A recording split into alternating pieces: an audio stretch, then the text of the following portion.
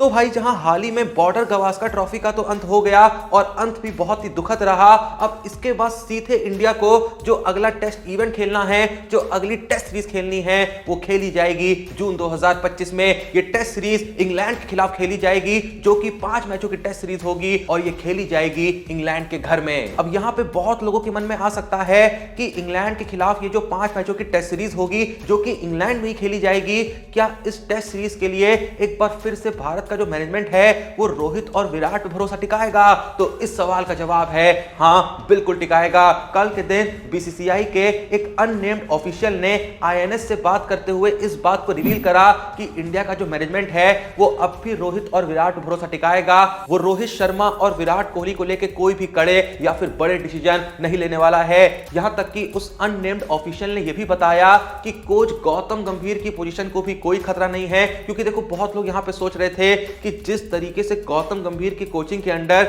हम test cricket में खासकर बहुत ही बुरे तरीके से फेल रहे हैं, हारे तो ओडीआई सीरीज भी है, तो क्या ऐसे में गौतम गंभीर को फायर किया जा सकता है? तो जवाब यह है कि नहीं भाई, गौतम गंभीर की जो कोचिंग पोजीशन है पूरे तरीके से सिक्योर है। चैंपियंस ट्रॉफी 2025 में गौतम गंभीर ही हमको कोच देखने को मिलेंगे और उसके बाद जो इंग्लैंड के खिलाफ 5 मैचों की टेस्ट सीरीज होनी है, वहां भी इंडिया के कोच कोई और नहीं, गौतम गंभीर ही होंगे। हां, एक रिव्यू मीटिंग जरूर होगी बॉर्डर गवास्कर ट्रॉफी में इंडिया की परफॉर्मेंस को लेके, लेकिन यहां पे कोई भी फायरिंग नहीं होने वाली है। और फिलहाल इंडिया के मैनेजमेंट का जो पूरा फोकस है वो सिर्फ एक ही चीज पे है, चैंपियंस ट्रॉफी 2025। अब देखो भाई, जहां मैंने तुमको ये तो बता दिया कि इंग्लैंड में इंग्लैंड के खिलाफ होने वाली 5 मैचों की टेस्ट सीरीज में रोहित और कोहली जाने वाले हैं, कोच गौतम गंभीर की पोजीशन भी पूरे तरीके सिक्योर है, लेकिन भाई इस टेस्ट सीरीज में जाने से पहले भारत के मैनेजमेंट को 10 बहुत ही बड़े सवालों के जवाब ढूंढने ही ढूंढने होंगे, वरना इंग्लैंड में भी हमारा वही हश्र होगा जो कि अभी ऑस्ट्रेलिया में हुआ। सबसे पहला और सबसे बड़ा सवाल यह है कि हम रोहित और कोहली को एक बार फिर से इंग्लैंड भेजेंगे तो, एक बार फिर से उन पे भरोसा टिकाएंगे तो, लेकिन इस बार कहीं ना कहीं एक टाइमलाइन दिमाग में रखना जरूरी है कि आखिर हम कितने मैचेस तक इन पे भरोसा टिकाएंगे, कितने मैचेस इनको लगातार खिलाएंगे अगर ये लोग एक बार फिर से फ्लॉप रहते हैं। मैं यहां पे आप लोग को याद दिला दूं कि हाल ही में बॉर्डर गवास्कर ट्रॉफी में विराट कोहली ने 5 मैचों में 190 रन मारे 23.75 की खराब एवरेज के साथ, और वहीं रोहित शर्मा 5 इनिंग में मात्र 31 रन मार पाए 6.20 की एवरेज के साथ। तो ऐसे में ये तो साफ है कि अगर विराट कोहली और रोहित शर्मा अपनी इस परफॉर्मेंस को इंग्लैंड में थोड़े बहुत मैचेस के लिए भी जारी रखते हैं तो इनको 20 सीरीज में ही बेंच पे बैठा दिया जाएगा और नए टैलेंट को टीम में मौका दिया जाएगा। तो अभी फिलहाल इस चीज को लेकर इंडिया के मैनेजमेंट को रोहित और विराट कोहली को भी ये बात कन्वे करनी होगी कि हमने आप पे अच्छा खासा भरोसा टिका दिया है, हम फिर से टिका रहे हैं, लेकिन अगर यहां पे भी आपकी तरफ से कुछ गड़बड़ हो जाती है तो हमें कुछ कड़े और बड़े डिसीजन लेने पड़ेंगे। दूसरा बड़ा सवाल जिसका जवाब इंडिया के मैनेजमेंट को ढूंढना होगा वो ये है कि बुमराह और शामी जैसा क्या हमको सच में कोई बॉलर मिल पा रहा है टेस्ट में? हाँ, कुछ लोग कहेंगे कि सिराज एक अच्छे बॉलर हैं जो आने वाले वक्त में इंडिया की पेस बॉलिंग का भार संभाल सकते हैं। देखो, मैं इस बात से डिसएग्री नहीं करूंगा कि सिराज एक अच्छे टैलेंट हैं, उन्होंने पिछले काफी वक्त से लगातार इंडिया के लिए कंट्रीब्यूट करा है, लेकिन अगर आप सिराज के 2024 के टेस्ट नंबर्स की तरफ देखेंगे तो आपको डिसअपॉइंटमेंट के अलावा और कुछ देखने को नहीं मिलेगा, क्योंकि भाई सिराज ने साल 2024 में जो 25 टेस्ट इनिंग खेली हैं वहां मात्र 35 विकेट ले पाए हैं और एवरेज भी सिराज की ऐसी कोई खास नहीं रही है, एवरेज रही है 30.82 की। आकाशदीप के नाम पे जो नया टैलेंट भी टीम में आया वो भी ऐसा कुछ खास नहीं कर पाया है कि हम लोग बहुत ज्यादा गर्व महसूस करें, क्योंकि आकाशदीप ने भी साल 2024 में 12 टेस्ट इनिंग में मात्र 15 विकेट लिए हैं और उनकी भी बॉलिंग एवरेज बहुत ही नॉर्मल रही है 35 की। उसके अलावा हर्षित राणा जैसे कुछ नए प्लेयरों को जरूर शामिल करा गया, लेकिन इन्होंने भी निराश ही किया।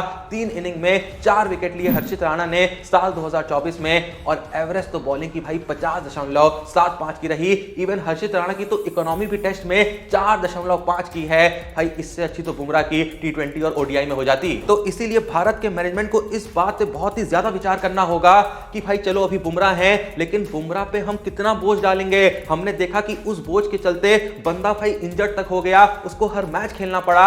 आप 5 मैचों की टेस्ट सीरीज किसी एक प्लेयर को लगातार नहीं खिला सकते हैं। और जहां तक बात रही शामी की, ऑलरेडी इंजर्ड चल रहे हैं, इंजरी से रिकवर होकर आएंगे, एज भी शामी की अच्छी खासी हो गई है, लंबी रेस के घोड़े अब वो रहे नहीं है। तो ऐसे ऐसे में इंडियन टीम को बहुत ही ज्यादा इस बात पर विचार करना होगा कि कल को जब बुमराह अवेलेबल नहीं होंगे, जब शामी अवेलेबल नहीं होंगे, तो क्या सिराज, आकाशदीप या हर्षित राणा जैसे बॉलरों के भरोसे हम टीम को कहीं भी भेज सकते हैं? भाई फिलहाल तो तुम भी जानते हो कि इस सवाल का जवाब ना है। अब इंडिया का मैनेजमेंट इस बारे में क्या सोचेगा ये तो वक्त ही बताएगा। तुम लोग को क्या लगता है कि शामी, बुमराह जैसा क्या कोई बॉलर और हमें टेस्ट में मिल सकता है? जो भी तुम्हारा ऑनेस्ट जवाब है कमेंट सेक्शन में जरूर बताना। तीसरा बड़ा सवाल जिसका जवाब बीसीसीआई को यहां पे ढूंढना होगा, और वो सवाल है शुभमन गिल की परफॉर्मेंस। हाँ ठीक है भाई, शुभमन गिल के अंदर टैलेंट है, शुभमन गिल बहुत बड़े प्लेयर हैं, लेकिन आपको भाई लगातार ये प्रूव करते रहना होगा कि हाँ आप टैलेंटेड हो, आप रन मार सकते हो। भाई ठीक है, गिल की परफॉर्मेंस इंडिया में अच्छी खासी रहती है, लेकिन एक बड़ा सत्य ये भी है कि पिछले 4 साल से गिल ने एशिया के बाहर एक भी 40 प्लस का स्कोर नहीं मारा है। अगर हम हाल ही में समाप्त हुई बॉर्डर गवास्कर ट्रॉफी की बात करें तो गिल ने इस बॉर्डर गवास्कर ट्रॉफी में मात्र 93 रन मारे हैं 18 की घटिया एवरेज के साथ। और भाई अगर आप शुभमन गिल का पूरा टेस्ट करियर भी देखते हैं तो कोई ऐसे खास नंबर नहीं है। 32 मैचों में मात्र 35 की एवरेज है। भाई 32 मैच किसी को मिलते तक नहीं है, इस बंदे को मिले हैं। लोगों का तो भाई टेस्ट करियर खत्म हो जाता है 32 मैच खेलने के बाद, पर उन 32 मैचों को खेलने के बाद भी 35 की एवरेज अगर गिल की है तो यहां पे गिल को भी एक अल्टीमेटम देना होगा कि डोमेस्टिक क्रिकेट में जाके आप खुद को प्रूव करिए, वरना हम आपको एक बार फिर से एशिया के बाहर होने वाली टेस्ट सीरीज में नहीं ले जा सकते। आप लोग का गिल के बारे में क्या सोचना है कमेंट सेक्शन में जरूर बताइए। अब बढ़ते हैं उस चौथे सवाल की तरफ जिसका जवाब बीसीसीआई को ढूंढना होगा, और वो सवाल है केएल राहुल की परफॉर्मेंस। हाँ कुछ लोग कहेंगे केएल राहुल ने तो ठीक ठाक खेला, नहीं भाई ये सच नहीं है। केएल राहुल ने एक बार फिर से डिसअपॉइंट ही करा है। हाँ ठीक है, कभी ओपनर बन के गए, कभी फर्स्ट डाउन खेले, कभी नीचे खेले, लेकिन भाई जहां भी खेले कुछ ऐसा खास नहीं करा है। वो तो हमारी टीम में इतने गड्ढे भरे हुए थे कि राहुल की परफॉर्मेंस हमको डिसेंट लग रही थी, वरना अगर आप नंबर्स की तरफ देखें तो केएल राहुल की भी बॉर्डर गवास्कर ट्रॉफी में 10 इनिंग में जो एवरेज रही है बैटिंग की वो मात्र 30 की रही है। क्या आप 30 की एवरेज को अच्छा कहेंगे?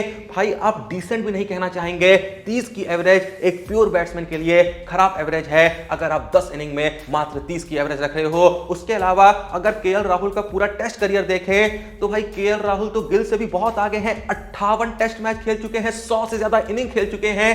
भाई सपना होता है लोगों का 100 इनिंग खेलना टेस्ट क्रिकेट में, कई लोग तो लेजेंड बन जाते हैं 100 इनिंग खेल के, लेकिन केएल राहुल 100 इनिंग खेलने के बाद भी मात्र 33 की एवरेज मेंटेन करे हुए हैं टेस्ट क्रिकेट में। तो यहां पे सोचना जरूरी है, क्या एक बार फिर से हम केएल राहुल को लेके जाएंगे? क्या एक बार फिर से हमें केएल राहुल पे भरोसा टिकाना होगा? जवाब बहुत लोग इस सवाल का हां कहेंगे, लेकिन भाई ध्यान से सोचो कि क्या सच में 100 इनिंग खेलने के बाद 33 की एवरेज मेंटेन करने वाले बैट्समैन को हमें एक बार फिर से इंग्लैंड में लेके जाना चाहिए? अगर आप ध्यान से सोचेंगे आपको इस सवाल का जवाब मिल जाएगा। खैर मैं कौन होता हूं सवाल का जवाब देने वाला, फिलहाल तो इस सवाल का जवाब भारत के मैनेजमेंट को सोचना होगा। पांचवा बड़ा सवाल जिसका जवाब बीसीसीआई इंग्लैंड के खिलाफ होने वाली टेस्ट सीरीज से पहले ढूंढना चाहेगी, वो सवाल यह है कि क्या इंग्लैंड के खिलाफ होने वाली टेस्ट सीरीज में भी Rohit Sharma as a captain continue करेंगे? क्या यहां पे कप्तान बदलने की जरूरत तो नहीं है?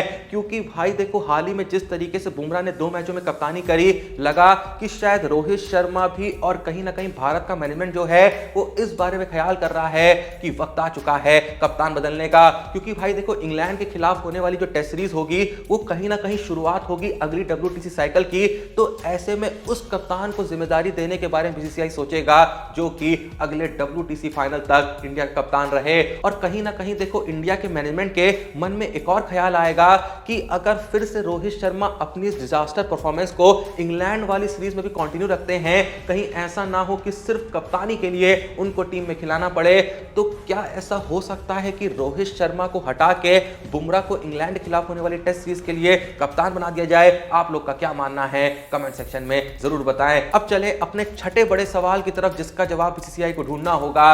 वो सवाल ये है कि भाई अब हमको थोड़े से क्या ऐसे प्लेयर्स लाने होंगे जो बिल्कुल भी T20 में एक्टिव ना हो, क्योंकि भाई कोहली की परफॉर्मेंस में कह ले या फिर रोहित की परफॉर्मेंस में कह ले या फिर गिल राहुल की परफॉर्मेंस में कह ले, ये जो डाउनफॉल देखने को मिल रहा है इसका सबसे मुख्य कारण माना गया है कि आज के प्लेयर्स T20 में कुछ ज्यादा ही एक्टिव हैं, इतना IPL खेलते हैं, इतना टी20 क्रिकेट खेलते हैं, तो कहीं ना कहीं खेलने का जो तरीका है वो बिगड़ जाता है। और जो टी20 क्रिकेट खेलने वाला तरीका है वो जब आपकी टेक्निक के साथ थोड़ा सा खिलवाड़ करता है तो वो टेक्निक आपकी टेस्ट क्रिकेट में काम नहीं आती है। बहुत लोग का मानना है कि अगर विराट कोहली टी20 नहीं खेले होते तो शायद विराट कोहली वैसे ही विराट कोहली होते जैसे कि वो एक वक्त हुआ करते थे। कुछ लोग कहेंगे कि भाई जब विराट कोहली ने टेस्ट क्रिकेट में रूल करा है, टी20 क्रिकेट तो तब भी खेलते थे, लेकिन भाई पिछले 4-5 साल में जिस तरीके से टी20 क्रिकेट बढ़ा है, जिस तरीके से टी20 क्रिकेट में बड़े बड़े स्कोर पड़ने लगे हैं, जिस तरीके से आपको हर मैच में 230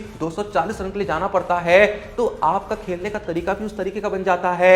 आप बहुत ज्यादा टेक्निक पे डिपेंडेंट नहीं होते हैं, आप आड़े शॉट मारते हैं, छक्कों के लिए जाते हैं। और साथ में ओडीआई क्रिकेट में जिस तरीके से बदला है वहां भी कहीं ना कहीं आपको टी20 खेलना पड़ता है, तो उसी वजह से टेस्ट क्रिकेट में लोग वैसी परफॉर्मेंस नहीं दे पा रहे हैं, वैसा पेशेंस नहीं दिखा पा रहे हैं जैसा कि एक वक्त पे दिखाया करते थे। तो ऐसे में जरूरी है कि कुछ ऐसे प्लेयर्स इंडियन टीम में शामिल करे जाएं जिनका काम बस भाई टेस्ट क्रिकेट पे फोकस करना हो, वो डोमेस्टिक क्रिकेट में भी सिर्फ टेस्ट क्रिकेट खेलते हो, वो ओडीआई के बारे में या फिर टी20 क्रिकेट के बारे में सोचे नहीं। ऐसा ही एक प्लेयर हम बॉर्डर गावस्कर ट्रॉफी में लेके गए थे जो कि थे अभिमन्यु ईश्वरन, लेकिन उनको हमने मौका नहीं दिया। वो डोमेस्टिक क्रिकेट में लगभग 50 की एवरेज से ना जाने कितने साल से रन मारे जा रहे हैं। इवन सरफराज खान की बात कर लें तो वो भी इन नामों में से एक है। टी20 में डोमेस्टिक क्रिकेट ज्यादा खेलते नहीं है, ओडीआई में भी डोमेस्टिक क्रिकेट ज्यादा खेलते नहीं है, रणजी वगैरह खेलते हैं जहां पूरे तरीके सिर्फ और सिर्फ टेस्ट क्रिकेट होता है। तो इसी तरीके से और प्लेयर्स यहां पे बीसीसीआई को ढूंढने होंगे जो सिर्फ टेस्ट क्रिकेट खेले और उनका काम बस एक ही हो, इस तरह टेस्ट क्रिकेट में बेहतरीन प्लेयर बनना है। सातवां बड़ा सवाल जिसका जवाब बीसीसीआई को ढूंढना होगा वो ये है कि भाई ये जो अक्षर पटेल जैसे प्लेयर हैं, ये जो सुंदर जैसे प्लेयर हैं, जो भाई कमाल की बैटिंग करते हैं, भले इनको बॉलर्स की नजरों से देखा जाता है या फिर दो पल के लिए कह सकते हैं कि ऑलराउंडर की नजरों से देखा जाता है, लेकिन भाई जब ये लोग बैटिंग करने पे आते हैं ये बड़े बड़े बैट्समैनों को पीछे छोड़ देते हैं। जिस तरीके सुंदर बॉर्डर गावस्कर ट्रॉफी में खेल रहे थे भाई 90% ऑफ द मैचेस में बंदा आखिरी तक खड़ा रह जाता था और साथ देने के लिए कोई नहीं होता था। हमने सेम चीज अक्षर पटेल के साथ होते हुए देखी है कि जब वो बैटिंग करने के लिए आते हैं, खासकर पिछले 1-2 साल में, वो बंदा आउट ही नहीं होता है, मजबूरी में उसको विकेट फेंक के जाना पड़ता है।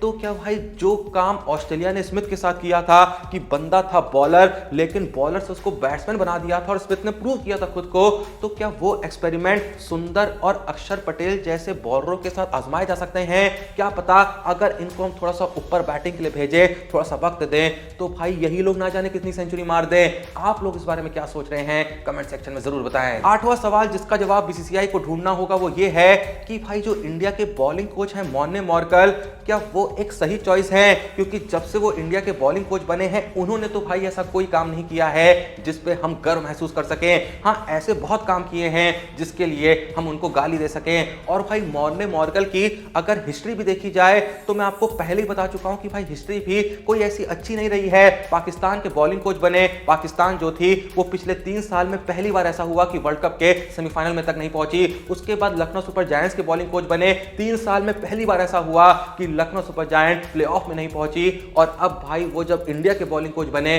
तो पिछले 3 WTC फाइनल में पहली बार ऐसा हुआ कि भारत WTC फाइनल में क्वालिफाई नहीं हुआ।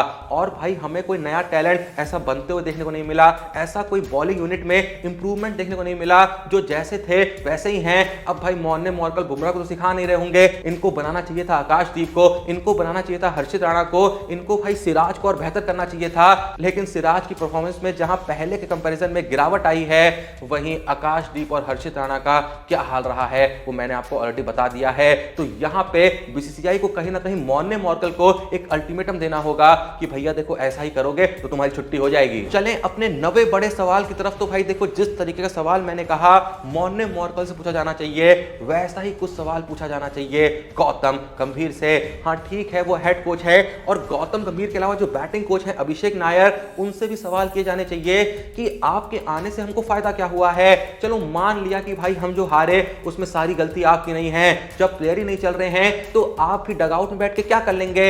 लेकिन आप अगर एक बैटिंग कोच हैं, आप अगर एक हेड कोच हैं, तो आपके आने से टीम के प्लेयरों की ग्रोथ क्या हुई है? क्या आपने कोई नए टैलेंट इंडिया को दे दिए हैं? क्या नए टैलेंट इंडियन टीम में देखने को मिल रहे हैं? जो प्लेयर भाई हमारे पहले से अच्छे चल रहे थे वो भी बेकार हो गए हैं? तो आपके आने से फायदा क्या हुआ है? अब कुछ लोग कहेंगे भाई गौतम गंभीर हो गए या अभिषेक नायर हो गए, ये रोहित शर्मा और विराट कोहली को बैटिंग थोड़ी सिखाएंगे। भाई नहीं सिखाएंगे, पता है मुझको, लेकिन कोच का काम वहां जाके बैट पकड़ के कोहली को बैटिंग सिखाना नहीं होता है। कोच या फिर बैटिंग कोच का काम ये होता है कि जब प्लेयर खेल रहा हो तो बाहर बैठ के एनालिसिस करे, देखे कि क्या गलतियां हो रही हैं, क्योंकि वहां पे बैटिंग करते वक्त बैट्समैन ये सब नहीं देखता है। ये कोच और बैटिंग कोच का काम होता है कि उनकी जो टीम है, उनके जो एनालिस्ट हैं, उनसे भाई अलग अलग नंबर्स मांगे, स्टैट्स मांगे, चीजों को स्टडी करें और उसके बाद भाई बैट्समैन के साथ जाके चीजें डिस्कस करें, जिसके बाद बैट्समैन उन गलतियों पे काम कर सके। अब हो सकता है गंभीर और नायर ये कर भी रहे हों, लेकिन वो जो भी कर रहे हैं काम तो बिल्कुल नहीं आ रहा है, ये बात तो भाई दिख रही है। तो ऐसे में गौतम गंभीर और अभिषेक नायर को भी एक अल्टीमेटम तो देना होगा कि आपके आने से भैया सब कुछ यहां पे वाहियात हो चुका है, सब कुछ भाई बेकार हो चुका है।